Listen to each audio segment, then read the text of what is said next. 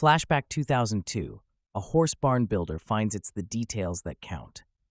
Authored by Ryan Reed. From equestrian centers to run-in sheds. Ken Meigs has been a builder in the Black Earth Wizen area for decades, and he hears about every big project in the region. Horse barns have become increasingly important to his business, especially as wealth from nearby Madison trickles into the surrounding countryside.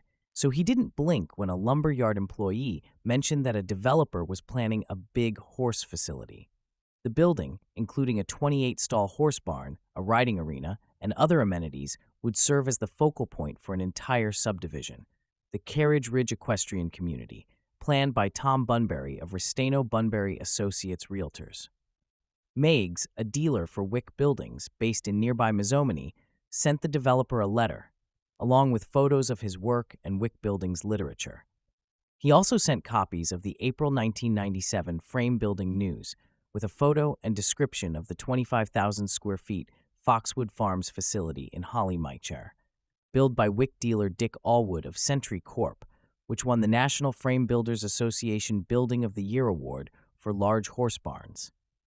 But Bunbury, it turns out, was already talking to a different post-frame package company about the barn. Meigs' package got Bunbury's attention, however. Meigs came up with some numbers, and those also impressed him. But the developer still wasn't convinced that Meigs and Wick could handle the details of the complex project. To win him over, Meigs resorted to a tried-and-true business technique. Take the client to dinner. He met Bunbury at Rookie's, a local restaurant owned by shoe mogul Steve Schmidt.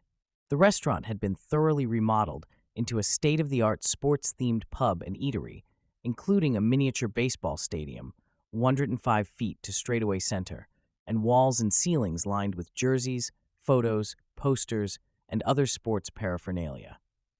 When the dinner conversation turned to business, Meigs casually mentioned that he had been general contractor on the remodel. His company had performed the demolition and the framing, but he'd also coordinated the work of more than 30 subcontractors. In addition to the usual electrical, plumbing, heating, concrete, paint, etc., there were specialty installers for the sound system, televisions, signage, and a unique air handler system for clearing cigarette smoke. He came in here and looked around, says Meigs, and that convinced him we could handle the details. Meigs got the job, but the design still needed some tinkering. Bunbury originally planned 2 separate stall barns, but site drainage and grading requirements wouldn't allow that building layouts. Discussions went back and forth on many topics.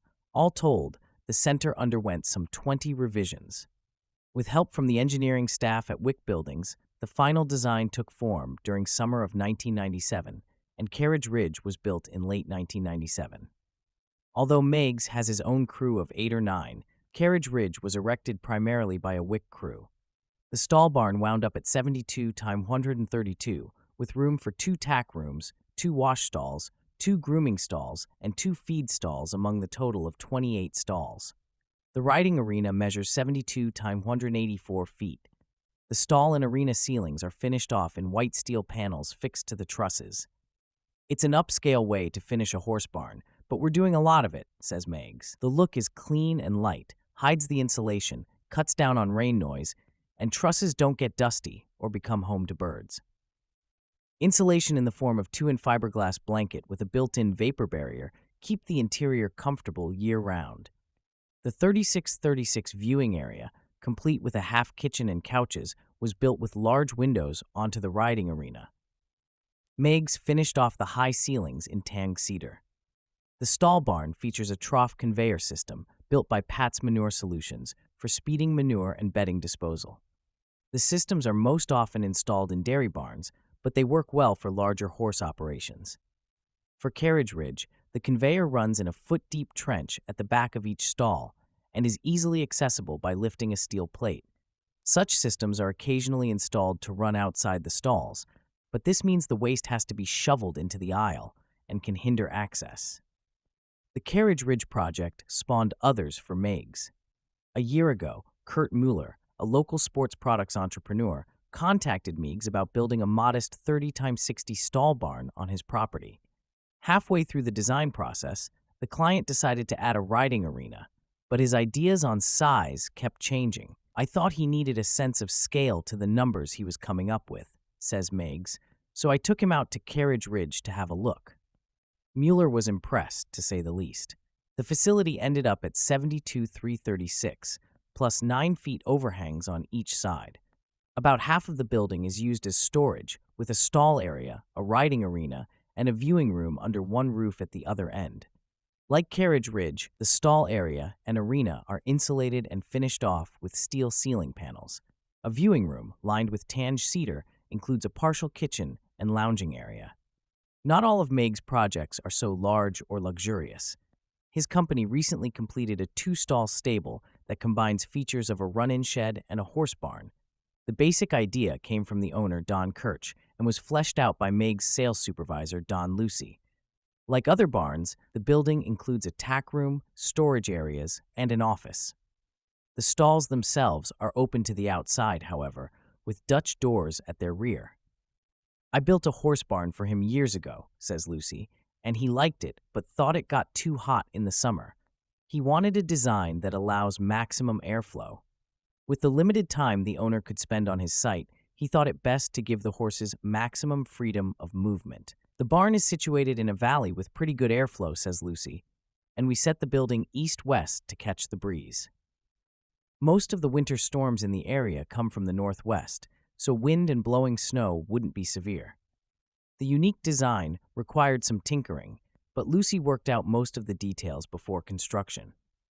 The only problem with the open design was birds, which tried to nest in the trusses. Lucy installed some blocking and a steel ceiling, and the problem was solved. Improvisation is par for the course for the horse barn design. Every horse owner has a different idea of what's right, says Meigs. The final design is usually a trade-off between those ideas and practical and financial concerns. A lot of people want a hay deck above the stalls, he says, but they never consider how to get the hay up there. Meigs has been in the business so long he can't say how many horse barns he's built. Somewhere between 50 and 100 is his best guess. Equestrian work is about a quarter of his business, with commercial and residential projects making up the bulk. Farm business has dwindled to less than 10%. One of Meigs' newest business prospects is at the other end of the scale from Carriage Ridge, a small 12 by 20 run-in shed that he sells installed for about $3,000.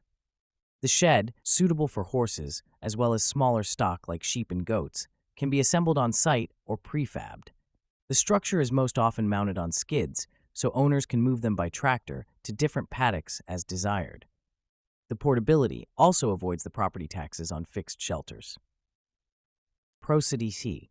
Meigs has one of his portable run-in sheds by the side of the road near Mazomanie as advertising, and is getting a lot of calls on it.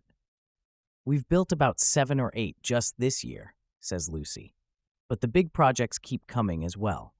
Meigs engineer and salesman Dave Budden says Wick has built 9 or 10 Carriage Ridge-style facilities in the past few years, and the demand keeps growing. Apparently, there's enough money in the economy to support some lofty dreams. It seems to be a very good time to be a horse.